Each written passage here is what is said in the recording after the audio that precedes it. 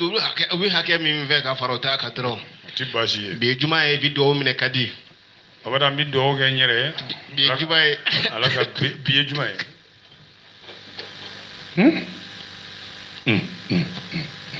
E ma foyi y'a la. Sabula bi e tɛna tɛ. E ma foyi y'a la fɔlɔ. Lieutenant Jala in tɛ wa. I y'a da o. Maa ma f'i ye ka fila ta o. E tarata kɛ juma y'a bolo. Abada yarabi yarabana Ala ka bi sa o nafolo bɛɛ lajɛlen kɛ ne ka compte. A tɛ kun a kɔnɔ. A k'a fara. Mɛ ni cɛkɔrɔba nin wari nin den ye wari di. Bisaw kuturu. La hawla wala quwwata. Ayiwa an ka taa. Ayiwa dɛ. Ala ka baaraw don. Cɛ de ko a tɛ den dɔ fɛ an ka nin kɔrɔfɔ baw ye. Ala ka baaraw don. Ala ka baaraw don.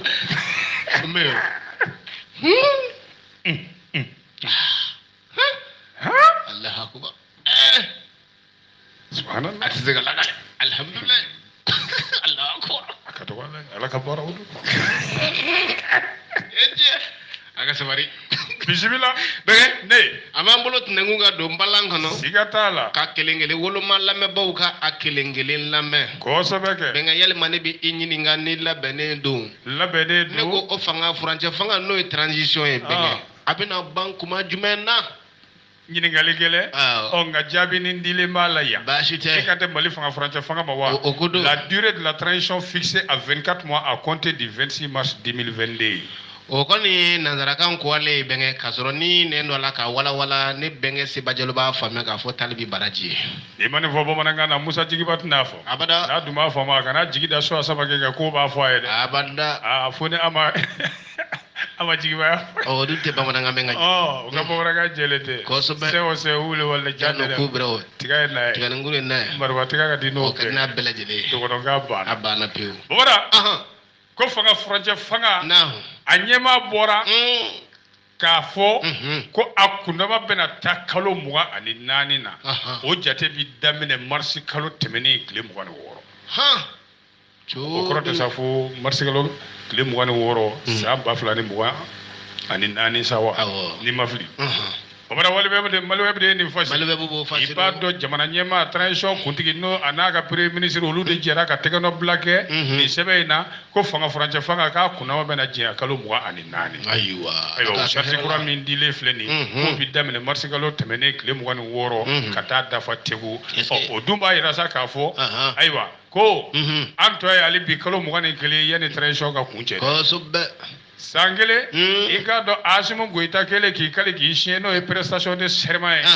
transition ɲɛmaaya la o tuma a nana bɔ k'a yira k'a fɔ a ye layidu kura min ta n'o de ye fanga furancɛ fanga jɛnya ye bamana kalo 24 o ye anw ka niveau la Mali la yan dɛ sabu farafinna tile bɛ yan fanfɛ tɔnba n'o ye CEDEAO ye olu ma kunnafoni di nin waati kura in ka fɔlɔ dɛ olu tun ye waati min dun di kalo 18 o banna. Ayiwa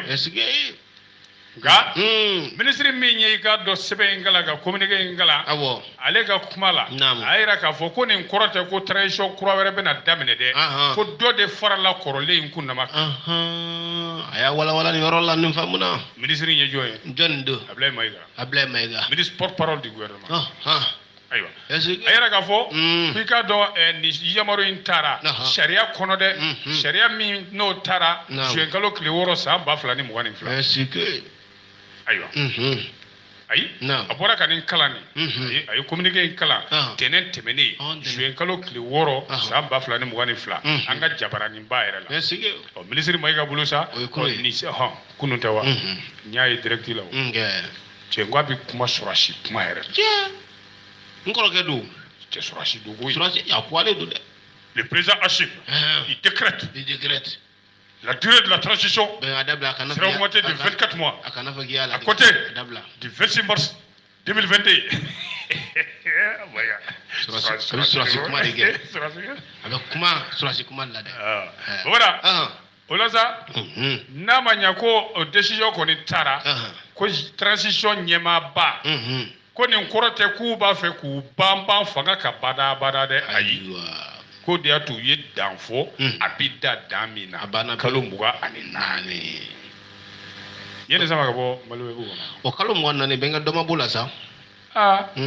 kadamne marse kalo temene kile muga no woro do boro lo ko ro kalo so banyo na boro bamara 24 mois ni dugu ni mbala aywa benga negle ne afeu benga anga da nyefe sisa asimbe ka ko famu benga nago ko tini ko fede ni go o de fana nyini gali bia ko refus d'un compromis suicidaire ko bangera bengama minye yere faga bengan compromis benga ga oroni fese ka wala halibi ba fese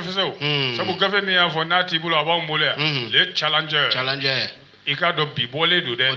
yoro sibiri jenkalo klinani temene farafina klebe ya fa fe tomba sideo ulu nywana jere baraleke oni imu ano ya nafulu so na nafulu jekulu bai aiwa o tonsigi barale ngera akaradi wala saka kuma fanga franche fanga ka jamana saba kono ni coup d'état kera saba bela Mali Guinée Burkina Faso kosoba bobadante coup d'état fait coup d'état mandi en to fait ko do kam sani ko te ko do kausa ko do coup d'état mai be jamana sigi ko aywa now femi Mali tay krenkreni ala sa ko sedaw mo yu nyejo la ni nyejo chugo yede yoro pour que ka do ku yu nyejo ola to sigi mage sibiria juma ne korage boraya médiateur attitré de l'organisation sous-régionale. Goodluck Ebele Jonathan. Grand frère de Laurent Jacques Ebele Jonathan. From Nigeria. Jonathan. Amba. No, Amba, Yes. Akana wardi cheni manati bamanangam for few. Fe orange manati akana drome killing my brother, huh? Akana drome killing black of controller nati bamanangam for. Ambi feni be bamananga ne fo ni de dore fo wara kango ko ne dorme kile de chima akana orange mona chawa ne de koti nyomere ay orange mona chima bi aya chi sini e mo fo anglais wa bay anglais wa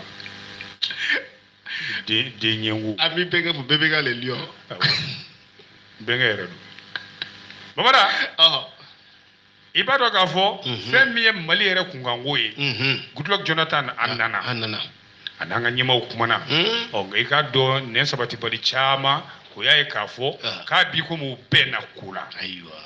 en nakor imina ko wala sa ubise ka be kula chugani Jonathan nanola aywa kula sa jamana kuntu ko to sigi ni be kun sigi be ka kono ko sharia nyangili be na wuli ka bo Mali ka kono da make bon furula ko ye wa uye ka be ndi nyama kalo kura juillet clé saba akara kele na Ghana fa bala aywa Ola kika do sedao ma okunye kalo tani shegi minfo ko nyanguma anga nyema o maso o ma esike kele ko sedao ma ko ka gouvernement kurasi ko nyema ke premier ministre ye min ngoni jaba jeledu min ga bara bina petro kala fili labenima abi ko mi unanga nyema o fora nyango yoro flaine aywa nyangili a wulili ka bɔ ngona jona babada kana kalo kelen ngono de aywa fo kalo kura kile saba dawre bi do akuma o ko ba yira ka fo chefan saba shiri min be Mali ni sedawo che ka ni bani ma surun kosobe fo de ko me se ba fasiri ba yin ngal de ko chogodi sedawo be se ka wajibi Malika ko Malika chide gouvernement sigi gouvernement de mission ko nyema ke premier ministre min jaba jele do koro a te parti la te politique la ko be gele anga fanga français fanga nyema bulu no e ashimi andama fama kuma ma kunu ki itege bo shogel ka ko plani ka mawere bla o nola ko min te politique mai ko ni dunya jate meni Jordan yere no e premier ministre Jordan ni ko premier ministre tey min te politique mai atugule na kenekanda ko kadaka ale Jordan yere de chef du gouvernement beje fanga konna la no démocratie surtout fanga français fanga konna ko politique joro de do c'est une fonction politique donc ko bina ke farati belebele di ni deun la mandi bulu no e ashimi ni dedo akadi o korota kay coup d'état kere abembo ya de nawo yafo o kana Sogɛl nɔrɔbila kɛ ni Mali cadre wɛrɛ ye k'o tɛ parti la. Est-ce que o ka gouvernement fanga furancɛ gouvernement k'o ɲɛmaaya Seba Fasiriba ko fɔ n'a ye jɔda wɛrɛ kura sɔrɔ a yɛrɛ kɛrɛfɛ Kuluba ye ka di Sogɛl ma. Est-ce que o ko président Assimi Goïta a kan k'i kɔlɔsi mun na a kana bi jan dɔ kɔnɔ o jan in ye jumɛn ye gouvernement de mission gouvernement min n'a bɛna ci kelen de b'a bolo a bɛn'o de kɛ ko sabu n'a jɛna n'o ye o gouvernement in kɔnɔ i bɛ taa cɛ ni musow sɔrɔ o kɔnɔ minnu n'olu dira parti politiques de fɛ ko k'u don o gouvernement ko kuma k'a kan k'i jɔ biɲɛ ninnu kan CEDEAO ka nin laɲini Kalafiliko a waatiw bolodali n'o ye chronogramme ye fanga furancɛ fanga kɔnɔ ko hali bi o bɛ se ka kɛ o ko nka ni CEDEAO b'a fɛ ka gɛlɛya in yɛrɛ ban u ni Mali cɛ dɛ u kan k'a to an ka ɲɛmaw n'o ye fanga furancɛ fanga ɲɛmaw ye u lafiyalen u ka gouvernement ta min ka d'u ye ka ɲɛmaa sigi a la min ka d'u ye ko n'o kɛra u ye Mali ka yɛlɛma hɔrɔnya u y'a bonya. N'o kɛra u y'a bonya. Sɛbɛn Fasiriba Madame Traoré. Ka Traoré. Babara. Bɛɛ ye ko dɔ ye. Ayiwa. Bɛɛ ye ko dɔ ye. Dogodogonin bɛ nin bɛɛ la. Est-ce que mais yarɔ. N kɔni bɛ min f'i ye. N'i ko k'i bɛ segin i kɔ. Kuma dɔw kan nin tɛ journal kɔnɔ dɛ. N'i ko k'i bɛ segin i kɔ kuma dɔw la. I b'a ye k'a fɔ dɔw tɛna fɔ. Dɔw tɛna fɔ. A kɛra cogo o cogo nin baara in bɛɛ bɛ kun cɛ ni kalafili de. Cɛwa nkalon. Transition kɔni kun cɛ cogo wɛrɛ t'o la ni kalafili. Ayiwa n bɛ dan ye. Ala ka ɲa ka d'an ma. Bɛnkɛ ne ko jɔnniw bɛ ɲɔgɔn na dɛ. O de kuma bɛ yan ko. Ko di. Cheikh Chérif Koné kɛ. Le magistrat à abattre. Ko Chef Chérif Koné kiiritigɛlama min ɲininen don k'a kantigɛ bamanankan don o kɔrɔ tɛ ko k'a kantigɛ ni muru ye dɛ. K'a mago sa. Jɔn de y'ale ɲiniba bɛnkɛ ne tɛna se ka nin faamu. Gafe les témoins de y'a fɔ. Les témoins. K'i b'a dɔn kɔni u y'a lagosi ka a ntaraki fan bɛɛ fɛ ka diɲɛ tɔgɔjugu bɛɛ ta ka da kamalen in kan Mamada k'a tora a ka danbe kɔrɔ kiriko la o ye jɔn ye Cheikh Mohamed Chérif Koné Mamada k'i b'a dɔn magistrat min don u y'a wele a kun kan ka jɔ bɔgɔ jeninnen kan ni o ye u ka sabati kiribulon ye sabati kiribulon i b'o dɔn tubabukan na o de ye tribunal disciplinaire ye magistrat yɛrɛ ka tɔnba kɔnɔ ye ayiwa i b'a dɔn sa convocation n'o ye weleda sɛbɛn in ye o mɛnna dulokibaw jukɔrɔ munumunu na dɛ dicogo kuma sɔrɔ a la a ma fɔlɔ hali bɔlɔlɔsira maaw ye convocation in ye yan'a ka se ale yɛrɛ ma sira jɛlenw fɛ a nana d'a ma tile kelen dɔrɔn yan'a wele don yɛrɛ cɛ convocation dira ma ayiwa o de kɛra sababu ye ale fana ye sɛbɛn du ko wele sɛbɛn ma di ale ma di cogo n'a di tuma la k'o kuma u k'a bɔ a dɔgɔkɔrɔ o y'ale fana ka hakɛ ye k'o kɔrɔ tɛ a bɛ k'i fosi ka bɔ ko kɔrɔ dɛ a ka hakɛ don a y'i yɛrɛ kɔkɔrɔma don ni o de ye k'o fɔ conseil supérieur de la magistrature Mamada i b'a dɔn sɛfan saba siri de tun bɛ nin magistrats ni ɲɔgɔn cɛ ale de tun ye avocat général kɔrɔ ye Mamada ko cɛ min don ko cɛŋana don k'a t'i cɛ ka bɔ a kɔrɔ dɛ a dun ye o suguyaw yira an na kabini kelen a kɛlen ka yira k'a fɔ ale yɛrɛ wele cogo fiɲɛ minnu ni fili minnu donna o la ka na ale jɔ sabati kiribulon kɔnɔ Mamada a yira k'a fɔ ko sariya minnu b'o kɛ dɛ o kan ka kɛ ni laadiriya ni tilennenya de ye komi tribunal tɔw b'a kɛ cogo min o dɔ ye jumɛn ye ko surunalidonba bi sɔrɔ a yɛrɛ la o dɔ ye jumɛn ye k'a ka kɔkɔrɔmadon labɛn o dɔ ye jumɛn ye ka kiiri in yɛrɛ gafe dafalen di u ma u k'a lajɛ fɔlɔ k'o si ma kɛ mais a bɛ jɛkuluba dɔ de fana ɲɛmaaya la n'o ye association malienne des procureurs et poursuivants AMPP k'o kuma la ɲɛmaaba ye sa Chérif Koné a bɛ k'i labɛn dɛ a ko nin ko in dabɔkun fila tɛ dɛ k'ale man kun tɔn walima k'a ɲini k'ale si latunu ko sabu abi ko mi kamalen ga tabulu abe ka do degun kosobe sabu a jombe sharia de kan obi ka do toro a joleme munga magistrat no e critique la mawi ko lu ka dameni yere don to ula ku lafiyale to ka kirike ma ka jurutu la independence ka kirika yere ma horeya dama ka ka kele odi aywa o jose isa nyanguma sebetigila ma sebe fatiriba ko de kembe sababu ye nasoro kembe ka wuli ka bo a jodala a joro la no ye avocat général est-ce que kadaka wati o sorola mun fene fe wati mina ayi yere mine kuma do la jone nga dossier ka ala ka hine sumelu buwe maiga est-ce que ako ko kanga kirikiri so mina ko teni kirishoyi ani mine ni manka ni choya anu fora nyango mina de le dabado ne o ko fe baba da ya wuli ga ba joro eche ayo ga o mabali AMPP président no ye association des magistrats procureurs et poursuivants ni maflire neya ya fam ale ko ni jombe kiriti la goshi ale nyana kirite boli maka tonyoka ale nyana ale be ken gwara de ka ju nochi o duma ira ka fosa mamada ko ni kumba wuli la ga ba no la ko do ba la de est-ce que a wuli chogo o ere ako fene make sharia ere fene est-ce que ale welele kana jo sabati kirisola no e conseil de discipline ko fene damine te ka ke sharia konnala a ere ba no ma folo est-ce que ko ke chogo ma ja ayo yira chugodi ayira ka fo ambe dominer ko bi kiriso ere no ye conseil supérieur de magistrature ko alo nyemaya dile do chugumina ko te sharia ye ange ayo kuma ko goroma do koyi jele ere la koyi ako ko na manya kaba sharia fanga min wumbe o dafiri la fanga la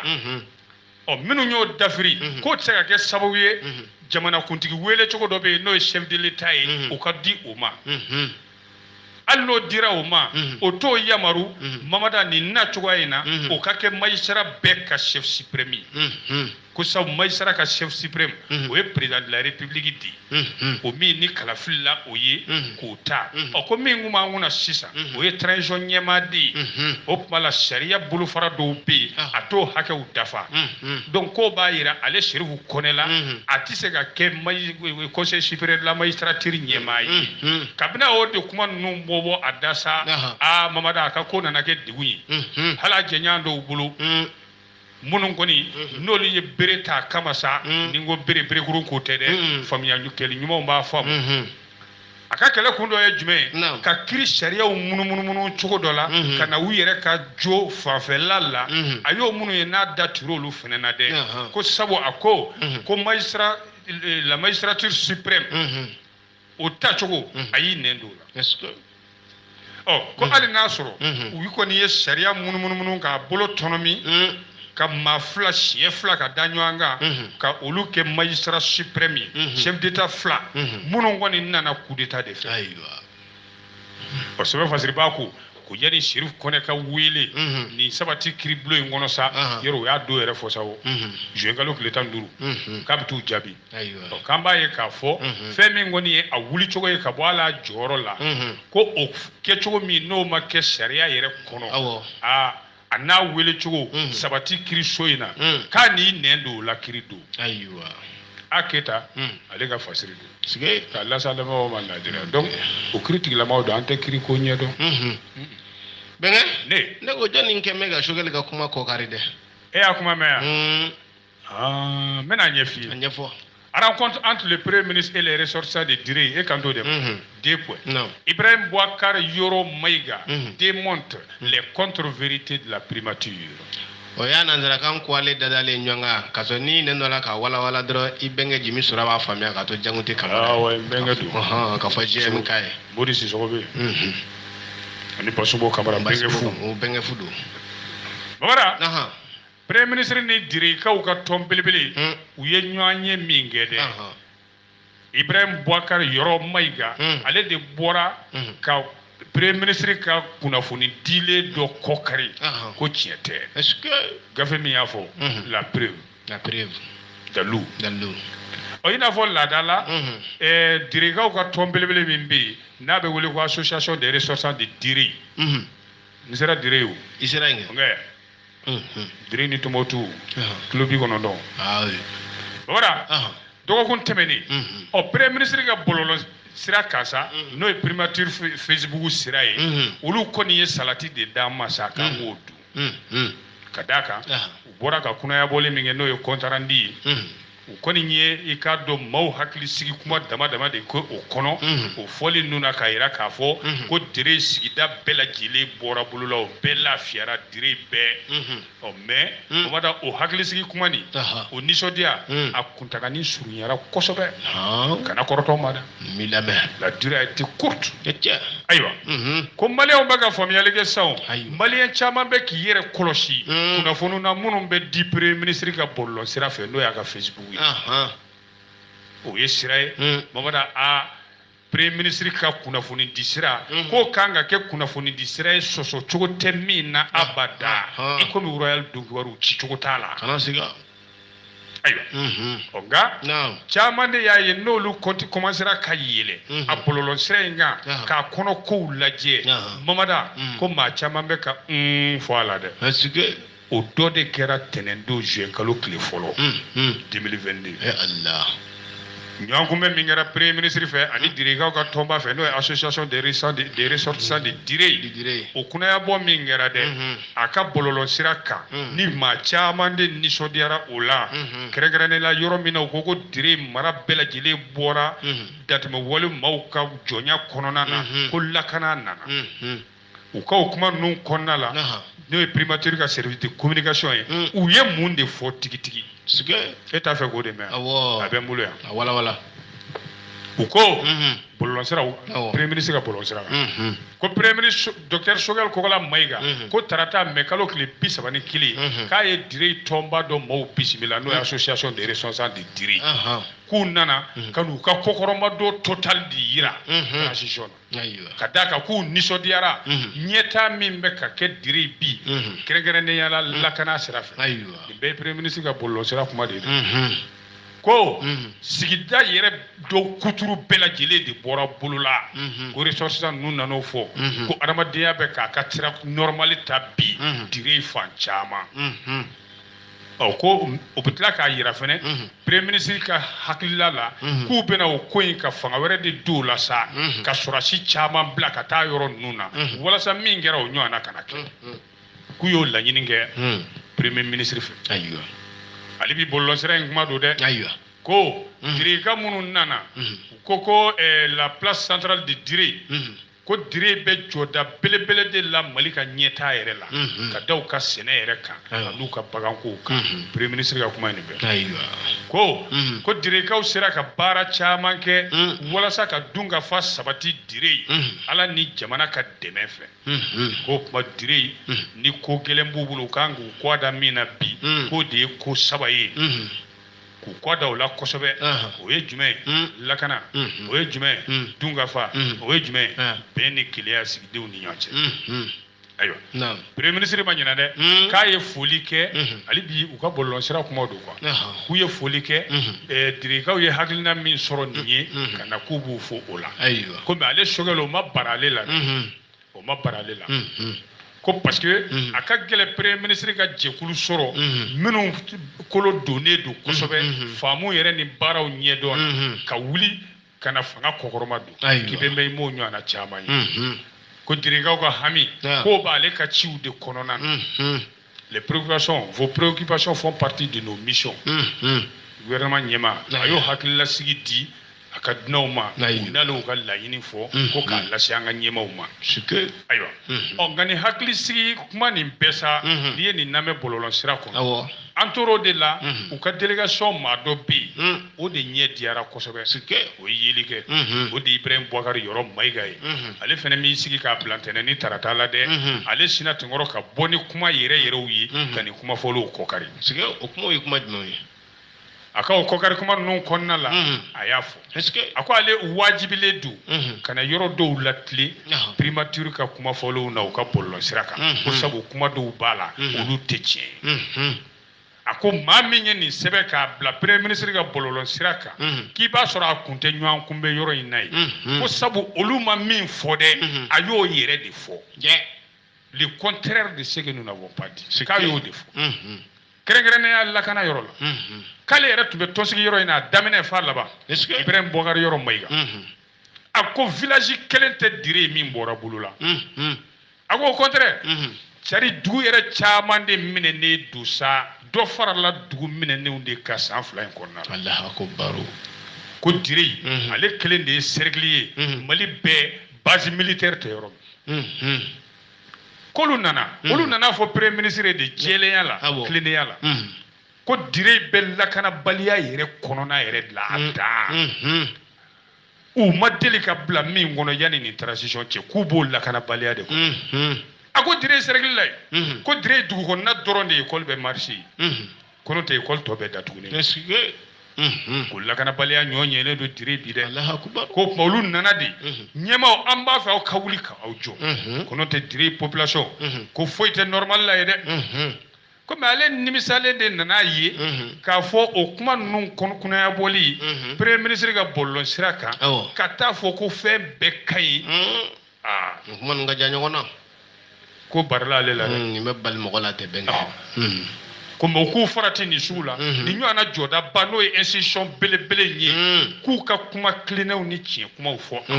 kosɛbɛ ko fɛn min n'i b'i si kɛ k'a kɔkɔrɔma dun a tɛ bi k'o ye tiɲɛ dɔrɔn siga t'a la ala ka tiɲɛ dɛ o wari kɔnɔ tɛ ka fasiri ka lasa laban wa laadiriya la est-ce que bɛnkɛ ne ko jɔnni y'u cɛ jɛ M5 RFP la dɛ Ou anniversaire Flanaguera. Et quand même deuxième anniversaire de M5 RFP. 10 points. Après la CIMAS et l'EMK, encore Mali Tron prend ses distances avec le CS M5 RFP. Nia nandara kayengo benge e ka yele bamananga na tana ambega nfamu. Ba fo bamananga na ke. O te tudunga e wa. Bamananga ne foriye. Benge. O ma tudunga fene te wa. Dumuni ke kante sa benge nyafiye. Dumuni kɛ kan tɛ o n'a fɔra ko sisan ko dumuni kɛ kan ka fɔ an minnu ka baara ye sɛ ni makɔrɔni dunni n'an ko sɛ ni makɔrɔni dun kan an bɛ waso maaw la. K'i b'a fɔ sɛkan na i ka kunnaja ne kana dunan sɔrɔ dɛ n'o tɛ min kɛ k'o fa. An b'a fɔ ko sɛkan ne sɛ dun. Bon e k'i ta fɔ bamanankan na ne bɛ n ta fɔ tudunkan na ɛ lamɛnbaaw n b'a fɔ aw ye tudunkan na ko semasi bɔlen kɔ yen EMK bɔlen kɔ yen jɛkulu min bɛ yen ko anw ko Mali dɔrɔn olu fana y'u yɔrɔ jɛnya ka bɔ CS M5 RFP la CS. Yakli to kuma ina de CS M5 RFP parce que M5 RSPB CS FNP alors CS M5 RFP le comité stratégique les témoins de n'ifo babara ningera kuna foni min dara kenejeka jwenkalo klefla sa ba fla ni mo ani fla kle sabadro yani M5 RFP ka saelema fla na cɛ o la jɛkulu dɔ bɛ yen n'o de anw ko Mali dɔrɔn ni a ɲɛmaaya bɛ maa fila bolo madame Si Kayatu Sɔ ani Modibo Sidibe olu fana ye décision ta k'olu n'u ma bɔ CS M5 RFP la ko nka u bɛ to Mali kura hakilina kɔnɔ dɛ u bɛ to M5 ka yitaw kɔnɔna a kun kɛra mun ye babara ko jɛkulu in nana yɛlɛma ka kɛ i b'a fɔ sogo nɔgɔlanji de ye sa maa kelen ka bolo kan min n'o hami ye a yɛrɛ ka sanayɛlɛ dɔrɔn ye n'o yɛrɛ de ye comité stratégique président ye ko bɛɛ kɛn bɛ maa kelen de ye bi tɔw hakili coro ne ɲɛna fara ɲɔgɔn kan yɛrɛ o bi ka lagosi o dun de ye fanga di u ma ko hali décision ta yɔrɔw la bamada bɛɛ hami kan ka kɛ kelen de ye k'o t'a kɔnɔ tuguni dɛ ko kɛrɛnkɛrɛnya n'an tor'o la o premier ministre yɛrɛ nana bɔ M5 RFP kɔnɔ juin 2021 k'o nana kɛ jigiyaba ye olu bolo k'olu y'a ye k'a fɔ u ye fanga kɔrɔ kɛlɛ ni hakilina mun ye n'a ma ɲa fanga dira olu yɛrɛ ma sisan o kokolo ninnu lagosiliw de daminɛlen filɛ ko nka maliyɛn caman de bɛ k'i yɛrɛ ɲininka ko yala M5 ɲɛmaw u ye layidu minnu ta yanni kɛlɛ cɛ kɛlɛ kɔnɔna na u ye layidu minnu ta ko est-ce que maa bɛ k'o bana ninnu furakɛli cogo ye sisan k'olu sera k'a ye yɛrɛ u ka président n'o ye CS M5 RFP président ye premier ministre jɔyɔrɔ nana d'o ma babana ko kabini o de kɛra o jɔyɔrɔ in dilen ale ma fara ɲɔgɔn kan ka bɛnko la o tununa bonya tununa CS M5 RFP kɔnɔ fara ɲɔgɔn kan o haklina no est volonté de rassembler toutes les entités bolo fara fa ba kono ka be fara nyanga haklina kelina babada ko o te tuguni aywa sige ko ka soro olu kunyana ni mena ke wati di u ye fiye ni bana munu nye babada yoro munu jengene do fanga ko latle be ne keleya kono olu munu jera ka kele nke babada uka to uka leidu uka ko nga olu jigitigele ya ka foko sirate tuguni ka bɛɛ ka fisa ka bɔ k'a fɔ ko nin bɛ ka kɛ gouvernement in na bi k'o lagosi ayi ko wa bɛnkan décision si tɛ ta la M5 RFP kɔnɔ tugun k'a bɛ kɛ de min ka jama ka ca ayiwa wa an ka sigi ka kuma wa diba ayi bankɛrɛw ma CS M5 RFP kɔnɔ ɔ ko nin de kɛra sababu ye fo kana jɛ in sa a bɛ ka yubu yaba fo dɔw ko a bɛ cili sira kan ayiwa comme nin bɛɛ ye jɔnni nɔ ye comité stratégique ɲɛmaa yɛrɛ bolokɔni sinna o de la a ko aw k'a lajɛ bani tenez-vous bien n'i y'a lajɛ u ka déclaration kɔnɔ ko Choguel de ye décision nin bɛɛ kɔ kari ko dɔ ye jumɛn ye a ka déclaration dɔ kɔnɔ fɛn min ye u ka jabala ko ye n'o ye siège ye ani décision mana ta ko ka maa dɔw suspend ka maa dɔw dulon ka bɔ tɔn kɔnɔ ko si tɛ kɛ bɛn kɔnɔna la fara ɲɔgɔn kan consensus kɔnɔna la ko min yɛrɛ ka jugu n'o bɛɛ ye madame Si bolo dɛ ale ye min fɔ madame Si n'a jɛɲɔgɔn ko M5 nana kɛ gongon de ye quoi caisse à résonance gouvernement ka gongon de ye quoi c'est à dire gouvernement ko kon a mankan bɛ taa bɔ o gongon na ten kon ayiwa walasa minnu ma jɛ ni hakilina dɔ ye a bɛ kɛ komi olu ye maafa ko de kɛ maa o maa n'i ka hakilina ni CS M5 RFP comité stratégique président sa an ka ko ye n'o de fana ye premier ministre ye bi maa o maa ka hakilina n'o ta tɛ taa ɲɔgɔn fɛ a bɛ kɛ komi e ye maa fa de ko nin ko in de tora sen na fo semasi fɔlɔ bɔra semasi o ye jɔn ka tɔn ye Imam Mahmoud Dicko semas o kɔfɛ association Kawral o kɔfɛ EMK i bɛ EMK dɔn ayi Ensemble pour le Mali ayi Mali kura Ensemble pour Mali kura bɛnkɛ fu dɔ ka tɔn don Cheikh Umar Sissogo awɔ Sissogo banna sanu o bala plateforme an ko Mali dɔrɔn n'o ye Kayatu madame Si Kayatu So ani Moro Sidibe olu ka fara ɲɔgɔn kan tɔn ye olu fana ko k'olu bɔra kulun kɔnɔ k'olu bɔra sa ko k'a to Choguel bolo sa ko sabu ko jɛkulu in yɛrɛ kɛra lemuruba bisilen de ye k'a ji ban un mouvement vidé de sa substance tɛ segin a ka tubabukan na ainsi la sémence de l'imam Dicko l'association Kawral et l'EMK de Cheikh Umar Sissogo la plateforme Anko Mali dɔrɔn abandonne tour à tour aux mains de Choguel un mouvement vidé de sa substance je fais vrai ayi Amadu Keyita ale ka fasiri don est-ce que k'a las'an ma laadiriya la bɛɛ ka faamuna i y'a faamu kosɛbɛ awɔ voilà bɛɛ ye ko dɔ ye est-ce que bɛɛ ye ko dɔ ye ayiwa parce que Mali yɛrɛ filɛ quoi i m'a ye bɛ mɛ i tɛ ne da ye Mali kuma la parce que a ko ferekelen don M5 RFP ɲɛmaw ka fɔlɔ kuma ani premier ministre y'a dilen Choguel ma Choguel ka bi kuma e k'a da ɲɔgɔn na i k'a lajɛ sira bɛɛ kan est-ce que ta i k'a da ɲɔgɔn na i k'a lajɛ hali dɔ fara transition kan u k'o ti kɛ o bɛ cogo di siga t'a la ko fanga kɛra sɔrɔsi jɛ ye an n'olu tɛ bɛn a la ko hali kaburudo garidiɲɛw kɛra sɔrɔsiw ye jɔn ye sɔrɔsiw ka premier ministre ye bi o M5 kelenw comité stratégique président kana fɔ M5 kelen dɛ an da ma s'a ma parce que ma article ye n'o tɛ M5 ye u tɛ file fiyɛ la buru kelen na bi dɛ o gɛlɛyaba b'a kɔnɔ bi mais Choguel bɛ kɛ waati min na o y'a sɔrɔ u tun bɛ file fiyɛ kelen na ok an k'an bɛ waati ta de ma sinon bi ta kɔni bɛnkɛ i kɔni c'est chaud an ka taa ɲɛ i tɛ baasi ye bɛnkɛ n'i ye jama fara ɲɔgɔn kan n'an ye duuru bɔ bɛɛ la ŋaniye bɛ ɲɔgɔn na Baba ne ka jɛkulu ne bɛ don tɔn min na i b'a dɔn club club ne dan ye club ye dɛ club ani groupe club y'a jumɛn teriya tɔn kɛ teriya tɔn i n'a fɔ club des amis voilà club des amis de i y'a faamu voilà n y'a faamu bɛɛ kɛ club des amis de Orange Money voilà de Bengue voilà il faut toujours envoyer une association pour la défense de Orange Money pour Laurent pour donner toujours pour envoyer lui 76 à Laurent 76 29 76 29 70 76 en cas de répondeur 74 56 13 34 allez te répondre de la gana téléphone et répondeur là ne wili 4h du matin bata mais bo anga ñoy den te bo ay bege ni donante bo de mais ni mbora mbese ka shinku aya wara ne donali 21h ne te bo mais ni mbora ali 19h non mbese ka continuer fo sini midi bege ngi baya ga nyekum abanyekum konyo muso be aka hakedo abanyekum de moko ka ngi nyekum ga hakendo fe aywa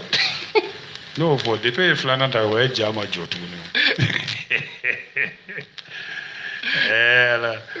wada dogele be ka gushi chegana nga do ka wo ko dipe ka free rere wo sita chegana do chegana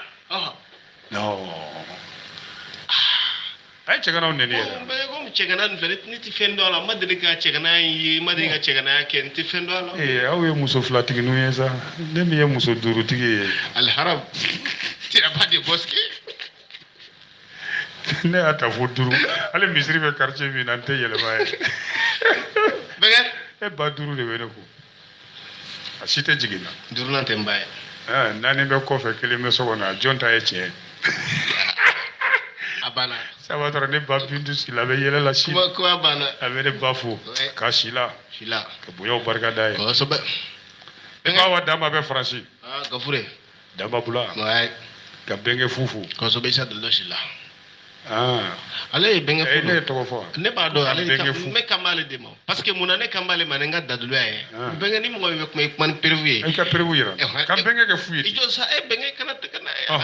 benge haraba timshi do moto bani ko ni be mishi do moto bani ko ni yake haraba la na yita abi sengo ba joye mishi te o haraba te mishi do moto bani ko joye mishi be karabar la okay yi ga dalu sisa e ba ko ibi ba hawa da benge fufu ijo sa iko mi yano chefole ko bi ba hawa damba fu mbanyuma ibanyuma do ale krefe ima furaje fu do koko ki ibenge fufu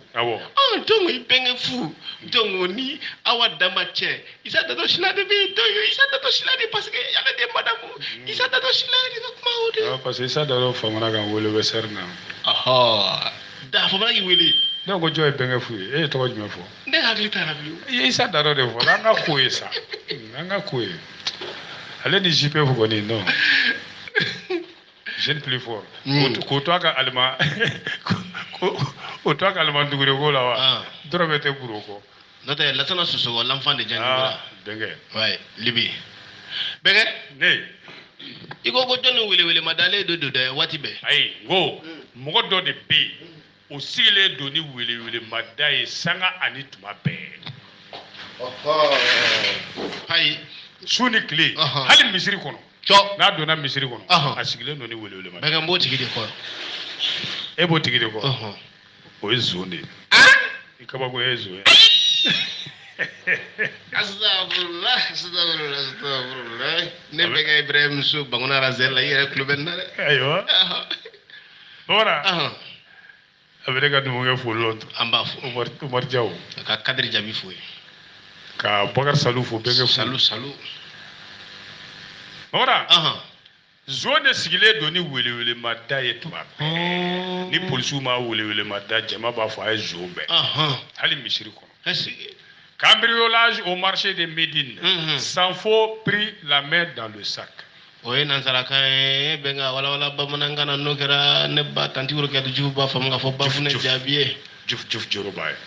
o wara ni ma nin fɔ bamanankan na ne yɛrɛ grande sœur de valeur Araki Aja Ɲame a t'a faamu Japulo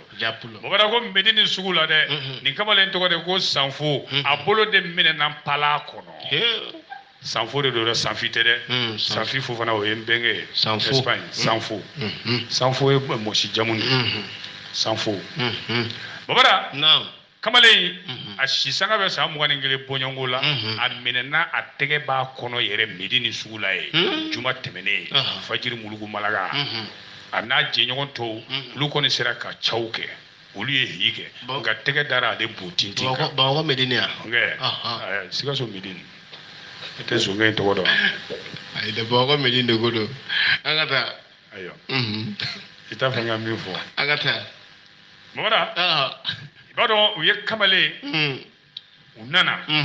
mais a yɛrɛ da bɛna don a la k'a bɛɛ ɲɛfɔ k'a ɲɛfɔ n'o tɛ soudeur de don minnu bɛ nɛgɛ soude kɛ tan ko dilanna ninnu ni fɛnw yɔrɔ métier b'a la dɛ babada ja juru wɛrɛ bɛ i ka dɔn a kankala la koyi o ye jumɛn ye o de ye sonyɛni ye Alahu akubar juma sa mɛnna la ni n delila la don dɔ la i bɛ to a la o jɛɲɔgɔn ninnu kɔni olu sera k'a kɛ sentɛgɛ ani ko la ban u taara bitigi dɔ de k'u b'o dakari o falen don bazɛn ni vakisiw dɔrɔn de la midi ni suguni na nka u ma se k'a kɛ ka d'a kan hiyi kɛr'u kan ala ka maa ɲuman dɔ dɛ o de tɛmɛtɔla ye u ye u bɛ ka nɛgɛ kɛ k'u bɛ den jagoya kari o dun b'a dɔn bitigi de don fɛn nafamaw de bɛ a kɔnɔ o de filɛ ka hiyi da k'u wele ma da e b'a k'u wele ma dara mun na wa sonyɛni e b'a ko jɔn y'u wele ma da wa ala ka jɔ ɲuman don kamalen jamujan do tɛ yen ni ala ka jɔn ye ala ɲɛsiranya jɔn o de y'u ye ko ne tɛ se ka ninnu ye k'u to u bɛna mɔgɔw mago sa ala ka jɔn don dɛ a tɔgɔ bɛ ala k'a sara a tɔgɔ ala ka jɔn ye min ye hi kɛ ko min ye welewele da min ye welewele da f'i ko ala ka jɔn ɲuman don wallahi ala ɲɛsiranya ko k'a ka jan a jɛ arajo baarakɛla don arajo baarakɛla kɔni ale da ka ca ale bɛ sɔn ko sugu ma minɛ a bɛ to ka dɔnkibaru kɛ a n'a denkɛ bamakɔ in kɛ ayi a tun b'a kɛ bamakɔ nka a nana yɛlɛma Sikaso mais a ye nin action in cogo di a tɛmɛtɔ de tun don bamakɔ in fana tun bɛ taa ale sanni na sugu la fajiri fɛ fajirida fɛ aya k'a n'a denkɛ bɛ to ka dɔnkibaru kɛ bɛnkɛ an b'i fo ala ka jɔn an b'i fo n den e y'o fɛnɛ kɛ ne ka ala ka jɔn ɲuman ye bɛ kɛ y'o ye de yɔrɔ la n den o tɛ baasi ye n'i t'ala ka jɔn ɲumanya fɛ ayi n'i t'o fɛ o fɔ kɛ ayi n b'a fɛ ten sa bon n'i t'ala ka jɔn ɲumanya fɛ ko n b'a fɛ o de tun b'i kɛ sisan kun b'i kafi sisan n b'a fɛ nka ne tɛ bɔbɔra tɛgɛ dalen i k'a dɔn zonkɛ butintin kan fa bɛ tɛ teliba fa bɛ tagama sen nungun kan i komi min kɛra Lasi Watara la misirida sabara suɲɛ la ka taa di commissaire divisionnaire Amadu n ka cɛ Amadu Balɔbɔ Mayiga i kan k'a dɔn sa a dira ale de ma a tun bɛ yan n'i ka ko dira Balɔbɔ ma a banna o i kan k'a dɔn sa i tɛ commissaire au premier ici a wagati tribunal procureur o ye Balɔbɔ Mayiga ye commissaire ye Balɔbɔ Mayiga u bɛɛ Amadu Balɔbɔ Mayiga kelen ye dɔgɔnɔ ye kelen ye kɔrɔbɔrɔ awɔ Balɔbɔ Gindo ani Balɔbɔ Mayiga président Touré ale bɛ Balɔbɔ dɔn a b'a dɔn u ye baara kɛ ɲɔgɔn fɛ Kayi babara soudeur nin sa a minɛnen maa caman de bɔra ka taa nisɔngoya sɛbɛn don a ye nin kan a y'a k'anw yɛrɛ la a y'a k'anw yɛrɛ la bitigiw la yen u bɛɛ ko sanfo in de ye olu suɲɛ a n'a jɛɲɔgɔn ni soudeur kɔni k'a bɛ kɛ zon ye o ye zon ye dɛ o ye zon kuwa a nɛgɛtigɛminɛnw bɛɛ b'a bolo a bɛɛ b'a bolo ayiwa u taara n'a ye BR la sa k'a ɲininka k'a laraw ye babada a y'i dabɔ file kɔrɔ a ye jɔn k'a la fɔ jɔn k'i sin a y'o fɔ a ko ale tun bɛ to ka jɛɲɔgɔn ninnu ye kafe min yɔrɔ sɔgɔma n'u bɛɛ taara nuwari min yɔrɔ ale b'u ye u bɛ nuwari san u bɛ waribaw bɔ quoi a ma ɲɛ fo don dɔ la ale gɛrɛl'u la ale ko n terikɛ cɛ sɔgɔma o sɔgɔma an bɛ ɲɔgɔn sɔrɔ cɛ aw bɛ wariba bɔ ka kafe aw bɛ baara jumɛn na olu fana m'u munumunu dɛ u ko anw bɛ butigi ci de kɛ anw bɛ bitigi Dakar de kɛ ayiwa u ko k'olu ye cambrioleurs de ye a ko yala n bɛ se ka don aw ka jɛ la wa u jɛnna n'a ye ko sabu n mago bɛ wari la u ko non basi foyi t'a la u tora o de la kalo 2 bɔɲɔgɔnko u ko k'u ye bitigi dɔ taamasiyɛn Gabakɔrɔ Binabugu babada u taara o Dakar su kɔrɔbayalen u mɔgɔ 3 ayiwa u selen ale tora carré kɔnɔ bɛlɛni na ni mɔgɔ bɛ n'ale k'u lasɔmi quoi fo k'u tila baara in na u ye tepagaw ni cigarettes ni sukaro ni fɛn caman ta u taara o feere u y'a feere sɔngɔ min na ale t'o dɔn dɛ mais u ye 1500 dɔrɔn de di ale ma 5500 ko y'ale niyɔrɔ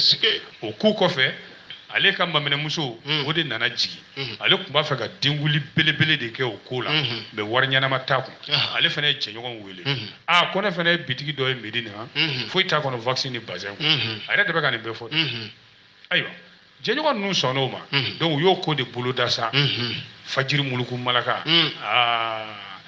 jɛɲɔgɔn kelen bɛ yen o nana ni Dakar nɛgɛ in ye u bɛ min wele ko pied de biche u taara bitigi da la vaccin ni bazin kɛlen bɛ k'a fa tewu o y'a ka Dakar nɛgɛ in bɔ sisan sa o tɛ k'o kɛ kaw wa kaw o waati kelen dɛ u labɛnnen k'u bɛ don bitigi kɔnɔ o de bɛnna ni Ala ka maa ɲuman in tɛmɛtɔ la ye o y'u wele da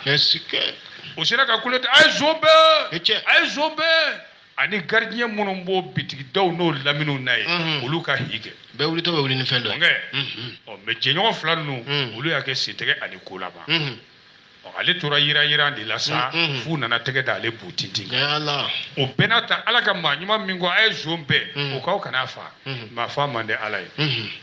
an ka polisiw wele olu ka sɔrɔ ka polisiw wele o y'a sɔrɔ u y'a forobabugɔ dɔɔnin dɛ u b'a lamaga dɔɔnin u b'a lamaga polisiw de nana a minɛ sa ka taa n'a ye a yɛrɛ de filɛ k'i nɛn don kuma kɔrɔ k'a bɛɛ fɔ nin o la sa ko ni y'a bila Bagaji ka bolo kan u taara n'a ye kaso o b'a la a kun donni mana kɛ min n'an y'o ye n'a bɛ fɔli bɔ an tɛn'o fɔ o tuma maa min sigilen don ni weleweleda ye o tɛ maa wɛrɛ ye dɛ Lasi Sesoni hali misiri kɔnɔ a b'a ka avocat défenseur fo o bɛ da furaw b'a bolo Barcelone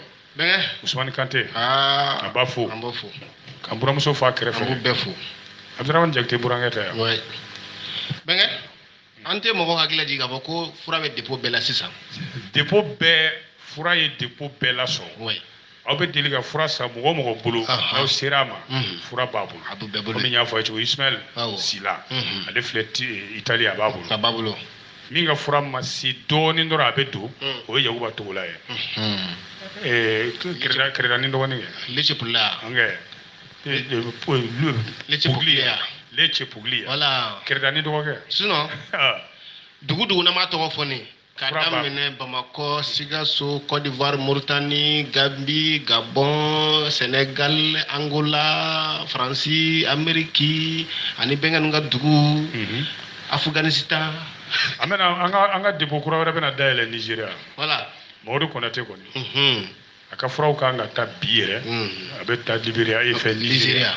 voilà donc n'a sera yen an b'a ka adresse lase ma voilà n'Ala sɔnna an bɛ bɛɛ fo ka bɛɛ waleɲuman dɔn Joseph Togo an bɛ foli d'a ma Joseph Togo a bɛ Kucala an b'a fo agent de santé don an bɛ foli d'a ma bɛɛ ma o tɛ dankari bi t'a la o bɛ dansigi bi t'a la ni Ala ma baasi kɛ inchallah sini nɛgɛ ɲɛ 10 ani 7 n'o tana gosira telew an tɛ ɲɔgɔn sɔrɔ nin kɛnɛ kelen na Ala ka jɛ ka bɛɛ lajɛlen fo ka bɛɛ waleɲuman dɔn ni ka bɛɛ barikada o tuma la sa an b'a fɔ ko hakɛto b'o la ayi bɛnkɛ n'Ala kɔni sɔnna kɔni ko maaw ka dugawu kɛ ko kɛnɛya kɛlen min filɛ nin ye senw kɛlen ka ɲɔgɔn sɔrɔ surtout n'olu yɛrɛ m'a faamu Orange Money ma bɛnkɛ ou bien an k'o yɔrɔnin bɔ a la an bɛ bɛnkɛ Bili Haki fo an ka dépôt do Congo Papa Sila Sila voilà Papa Sila Barza fura b'a bolo kosɛbɛ o la an b'a fɔ ko k'an bɛn sini